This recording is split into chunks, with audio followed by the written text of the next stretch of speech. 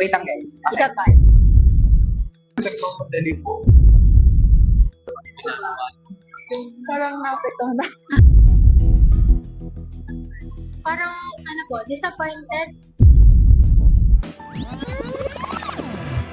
Over naman sa us? Examining the relationship between number of Confederates and agreement with malinformation.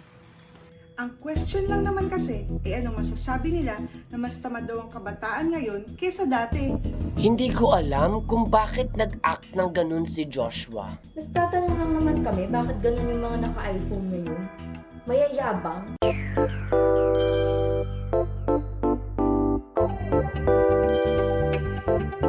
A person can decide whenever and whatever they want, but how does social influence affect their stand and decision making? According to McLeod 2025, human behavior is often shaped by social influence, and individuals frequently adjust their actions, thoughts, or beliefs based on what the majority says or does. A process known as conformity. Nagkaroon kami ng social experiment tungkol sa conformity kung saan nagkaroon kami ng mga ilang questions na may halong malinformations to test people kung mag-a-agree ba sila o magkakaroon sila ng sariling stand. We have some twists kung saan iba at iba at may different number of Confederates na magtatanong sa mga random person na i-ambush interview namin sa isang mall. So, nagkaroon kami ng 1, 3, at 5 Confederates na magtatanong sa mga tao na ito. Dito ay matetest namin kung mag-a-agree lang ba sila or mag-stand sila kung ano man yung sagot nila. It is important, lalo na sa panahon natin ngayon na usong-uso ang mga fabricated news or even mga kung ano-ano na maraming may fake news. So, in this way is madedetermine natin kung ano nga ba or kung sino nga ba ang mga nakaka-apekto sa pagdedesisyon ng isang tao or pagbibigay niya ng opinion.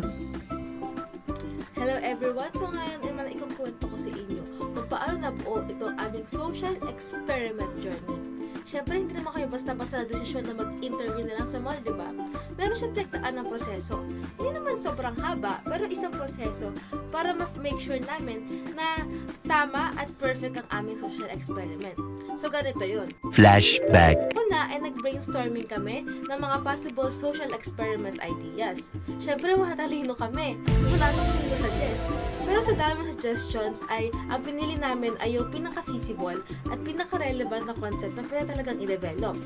After nitong namin mapagdesisyonan kung ano yung aming concept, ay ipinasa agad namin ito sa ating minamahal na instructor para sa kanyang approval.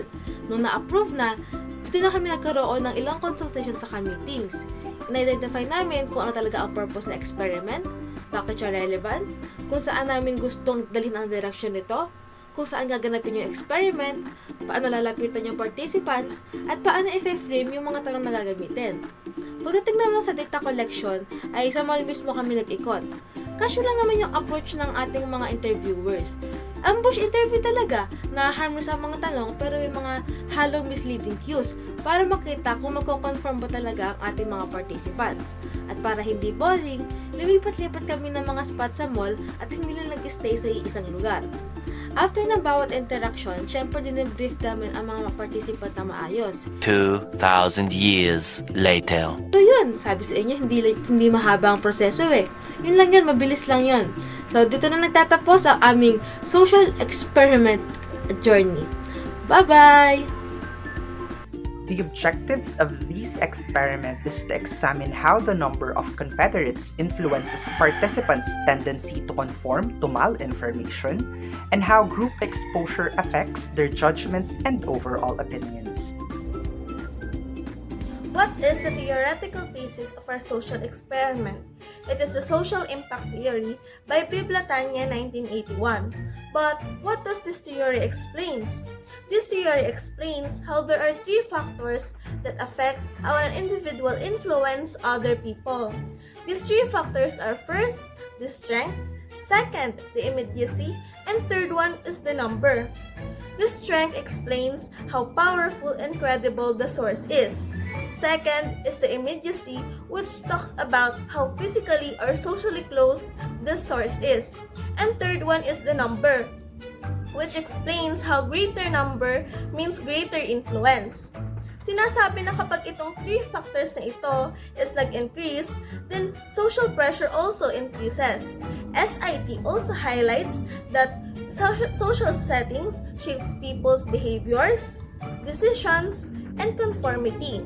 We applied these 3 factors to our social experiments to see if people will conform if they are approached by a different number of confederates, confidently asking them questions in a face-to-face interaction.